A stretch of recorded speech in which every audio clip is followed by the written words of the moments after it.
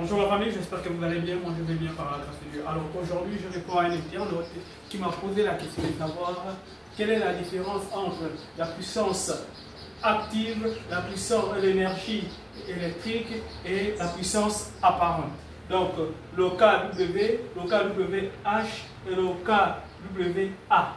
Alors, simplement la puissance active, voilà, elle est souvent symbolisée par kilowatt, ok, kilowatt. Donc le K c'est kilo et W c'est le watt. Nous les retrouvons le plus souvent dans les compteurs. Voilà, donc lorsque vous souscrivez à un compteur, on va vous demander la puissance de vos équipements et de vos appareils. Donc la puissance du compteur c'est souvent en kilowatts. Okay? Ou encore les récepteurs tels que les machines à laver, les micro-ondes, les chauffe-eau et souvent même aussi les spics. Donc, pour reconnaître la puissance active, c'est souvent symbolisé par ces deux. Et maintenant, c'est exprimé P qui est égal à UI cosinus phi.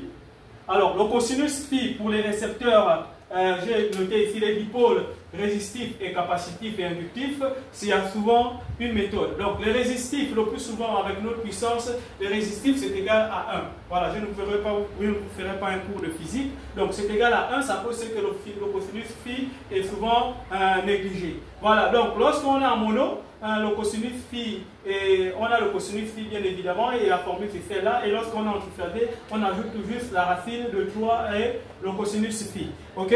Voilà, donc c'est un peu ça. Et maintenant pour le kilowattheure, c'est l'énergie consommée en un temps record. En d'autres termes, on l'appelle l'énergie électrique. Donc c'est la puissance multipliée par le temps. Okay, c'est simplement ça. Donc, tu consommes ta puissance en un temps bien déterminé. Le plus souvent, lorsque vous souscrivez dans une facture SCG, voilà, une facture EDAN, vous allez voir que c'est en kilowattheure. Ok, donc à ne plus confondre entre la puissance active et l'énergie. Ok, et maintenant, puis pour la puissance apparente. La puissance apparente, le plus souvent, c'est dans les générateurs, les transformateurs et aussi des groupes électrogènes.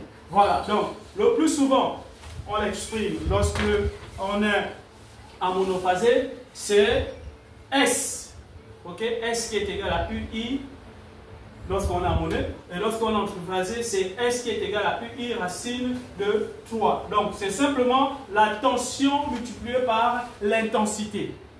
Donc, faites désormais la différence entre la puissance active, l'énergie et la puissance apparente. Voilà, je vous dis à très bientôt. Ciao.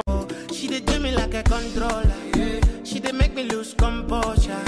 So I want to let you know, enter church confirmation. She did do me like a controller. She did make me lose composure. So I want